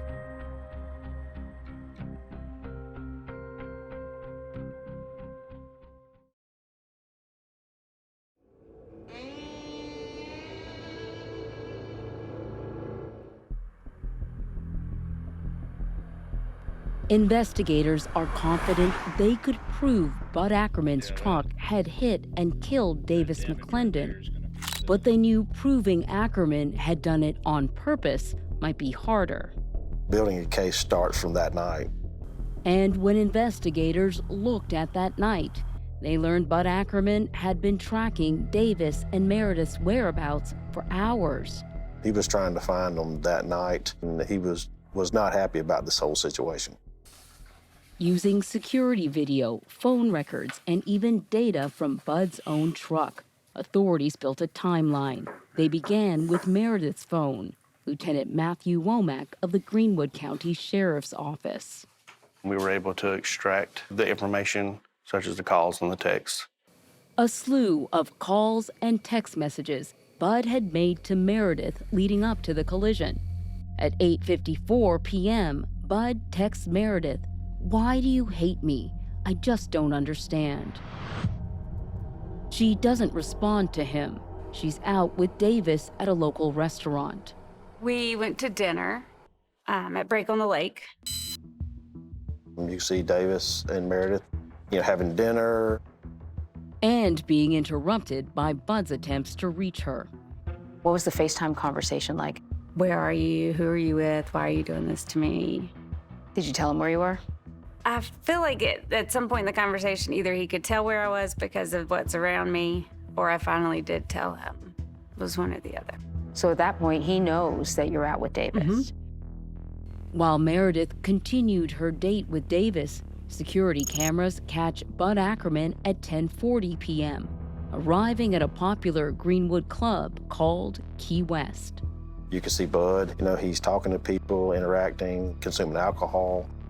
The video shows Bud spent about an hour and a half at Key West, then called Meredith again. How did he sound on the phone? Intoxicated. What's an intoxicated Bud sound like? Vulgar. Soon after midnight, Ackerman had left Key West. About a half hour later, cameras show Bud's truck circling in front of Break on the Lake. But by then, Meredith and Davis were no longer at the restaurant. You can see his vehicle drive through the parking lot as if he's looking for him. Lieutenant Womack says before long, investigators would learn just how far Bud Ackerman had gone that night to find Meredith and Davis. Though Ackerman himself wasn't talking, critical information would emerge from another digital witness, his truck. It's a box about this big that goes into the backside of the dash. Womack says in some cars and trucks, the infotainment systems, as they're known, store detailed information about how the vehicles are being driven. We're in a similar model to Bud's Ford F-250 pickup. So on Bud's vehicle, they were able to pull a significant amount of information. This is just a little snippet.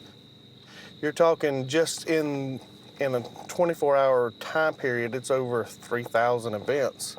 Events including snap measurements of speed, acceleration, and brake pressure. Bud's onboard computer even pinged public Wi-Fi's it passed. Investigators learned that Bud had actually driven by Meredith's house and onto Davis McClendon Street that night.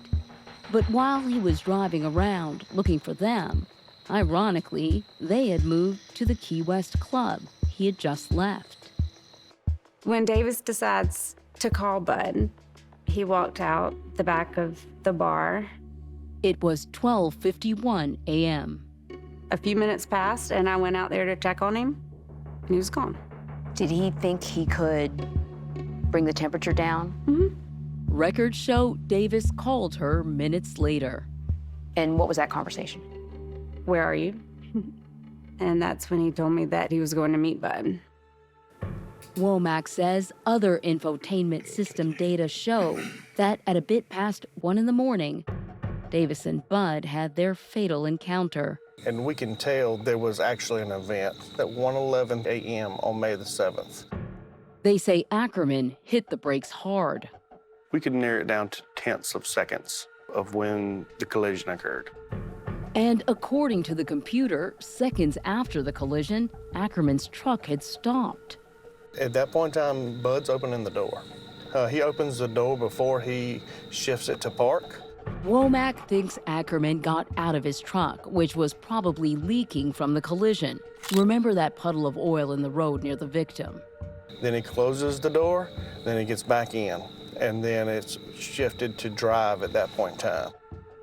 Then, say authorities, Ackerman turns his truck around near the lamppost, roughly as you see in this CBS News demonstration based on their investigation. He then drives away, leaking an oil trail all the way to his parents' driveway. Right here, his phone becomes unavailable. The ignition turned off, and it disconnected from his device. What does that tell you? That's when he got home and got out. It started to paint a very clear picture. But Ackerman's attorney, Jack Swirling, paints a different picture. I don't think he intended to run Davis McClendon over. There's no indication that he's an aggressive or violent individual. Sheriff's office. Yes, sir. Nor, says Swirling, is there much to indicate his client was drunk that night. Can I get you to step with me over here for me, please? All right. None of the cops who arrested him reported he seemed tipsy. The only one that said he was intoxicated was Meredith. Was he stalking them that night? I think he was trying to find out, confirm that they were together. He wanted to talk to her. According to Swirling, Meredith and Davis had betrayed McClendon's promise to Bud to stand down until the Ackermans' marriage was officially over.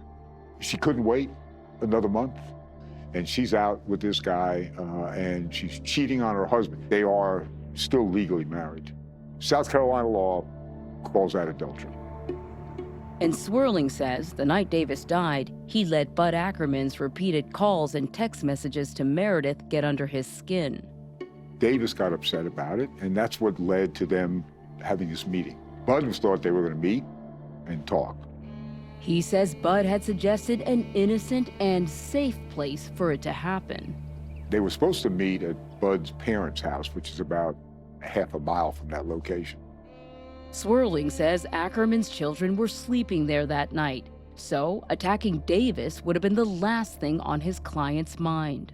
You wouldn't meet at your parents' house if you were angry and threatening and ready to kill somebody. He says it was Davis who selected the deserted intersection as a new location. And remember how Davis was found without his shirt on that night? Well, Swirling says he believes Davis took it off to prepare for a confrontation. He was ready to fight. Swirling insists Bud Ackerman meant no harm that night. And Bud is about to tell that story to a jury. Your name? William Gray Ackerman, Jr. I also go by Bud.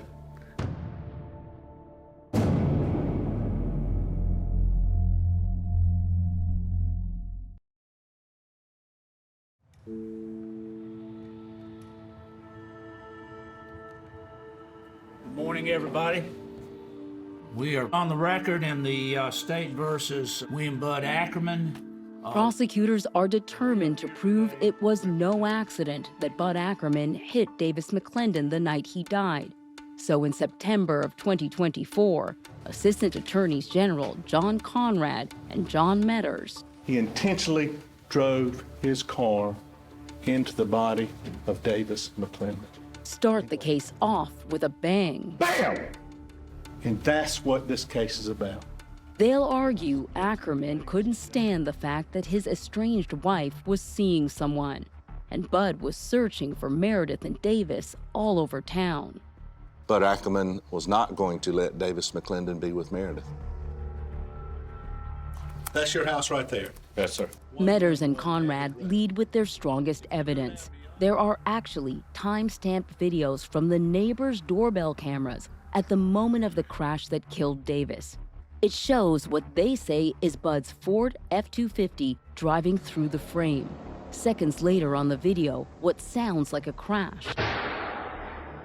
And seconds after that, a series of muffled sounds.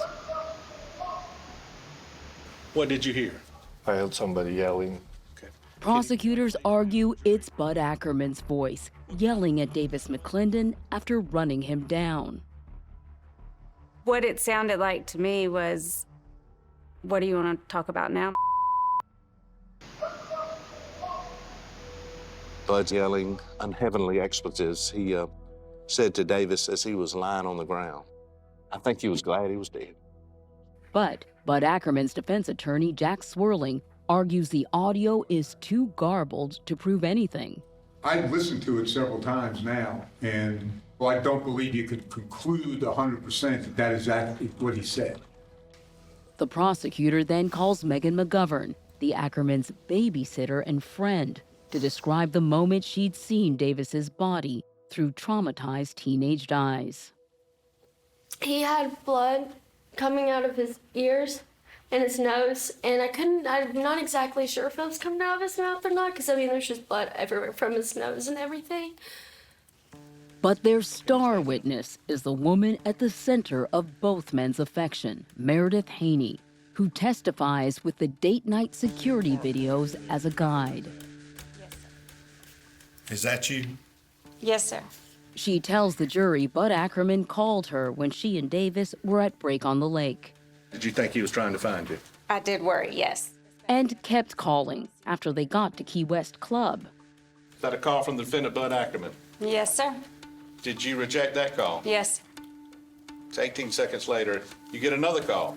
Yes, sir. Well, what'd you think about all these calls coming in? I was getting very frustrated and angry, and it was getting obsessive. It was getting scary.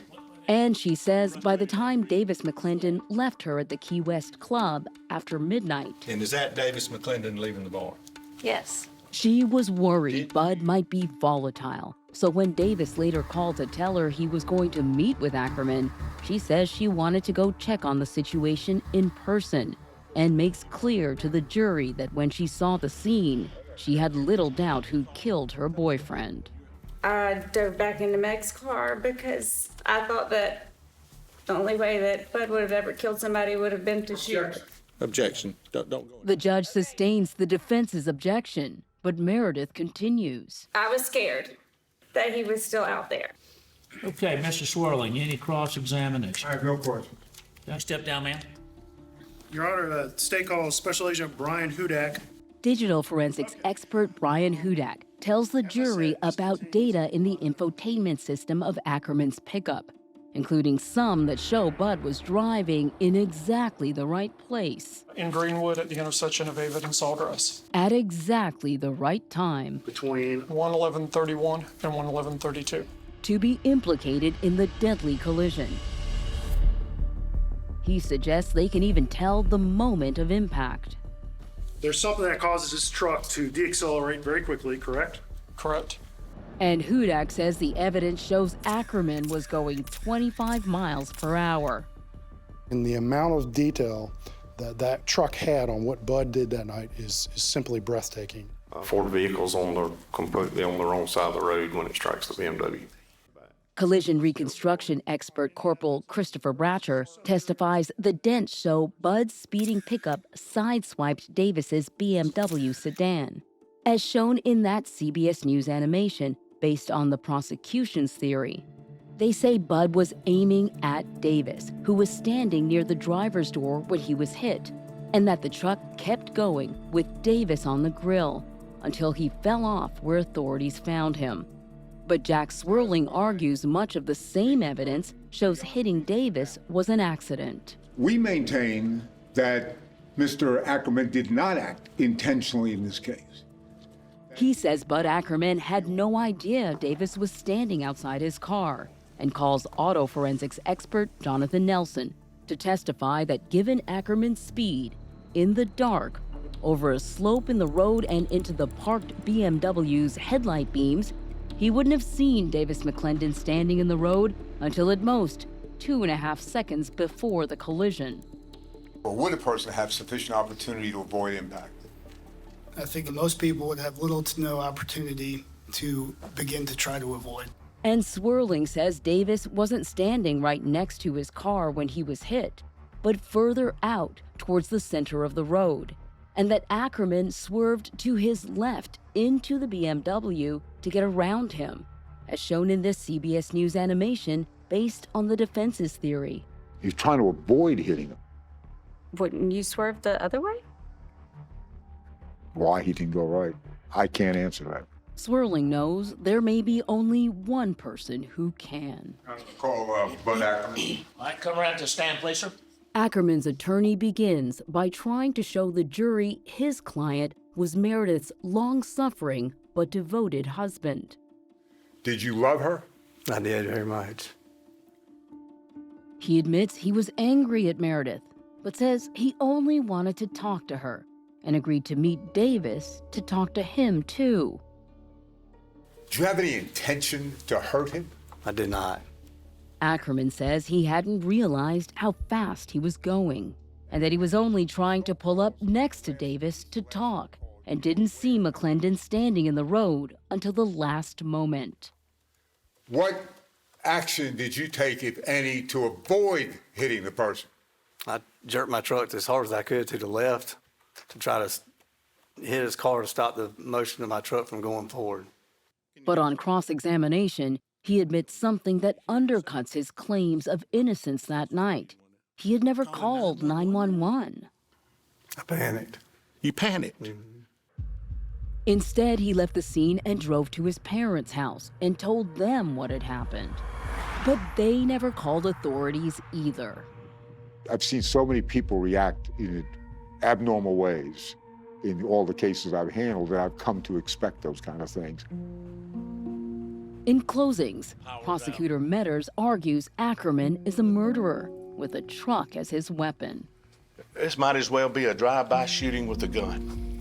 And he says the Ford pickup's infotainment system proves it. This is Bud's brain. This is malice. This is intent. The state has not proven that Mr. Ackerman acted with malice or with the intent. It's the highest possible bar, and the defense insists the state has not proven its case. That Mr. Ackerman is entitled to a verdict of not guilty. This is judgment day. It's verdict day. You never know what a jury's going to do. You got 12 people making the decision. Have you reached a verdict in this case?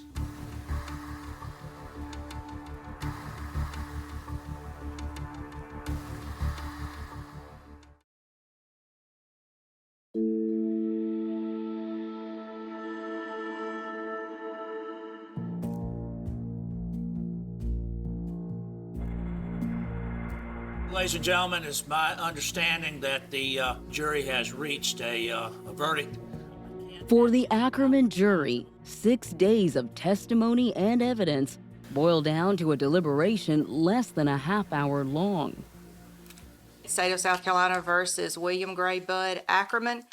Did you have a feeling about what that verdict might be? Yes. Yeah, a quick verdict like that is not good. Not good. We, the jury, unanimously find the defendant guilty. Bud Ackerman is guilty of the murder of Davis McClendon. It was the right verdict. I mean, I thought it would be fast, not that fast. Not just fast, but too fast to be thought through, says Bud Ackerman's attorney, Jack Swirling. I don't think the jury considered everything that was presented to them. They didn't need a lot of time to stew over the evidence. The evidence was clear and obvious. Damning evidence of what Bud Ackerman did, say Davis McClendon's friends, and equally damning evidence, they say, of what Bud Ackerman never did.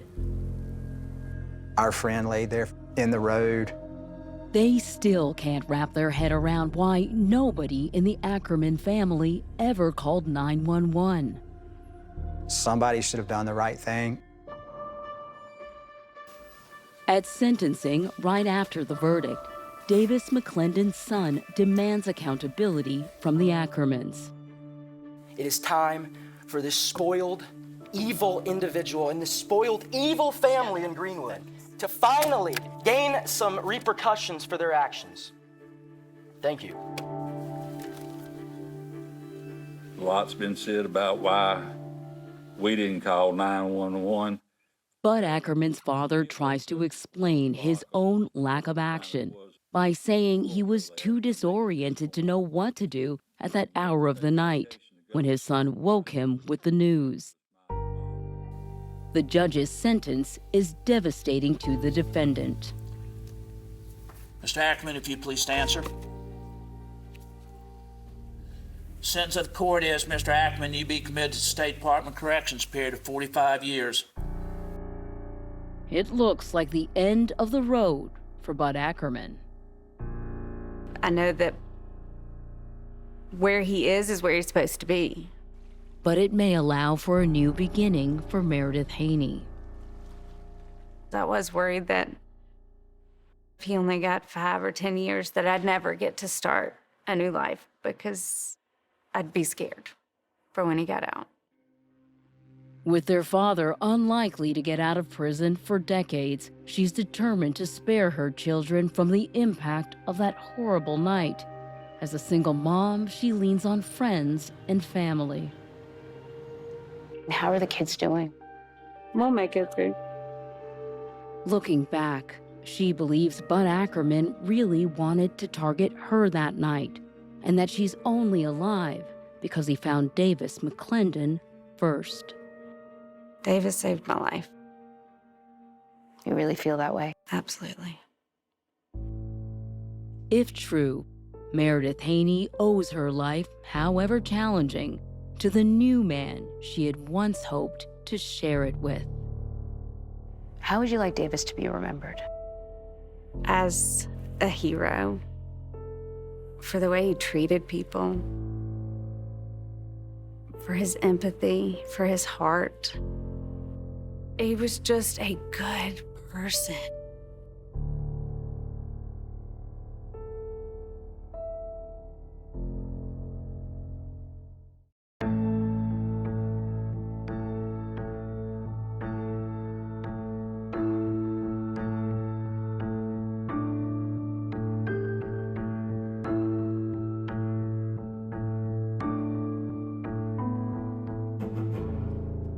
CBS next Saturday. A soldier suspected of killing his young wife. He's been trained on how to kill. Goes on the run. He just disappeared off the face of the map. With his 17-year-old girlfriend. If he was willing to kill his own wife, there's no telling what kind of danger Hannah Thompson would have been in. 48 Hours is all new. CBS next Saturday, 10/9 Central, and streaming on Paramount+.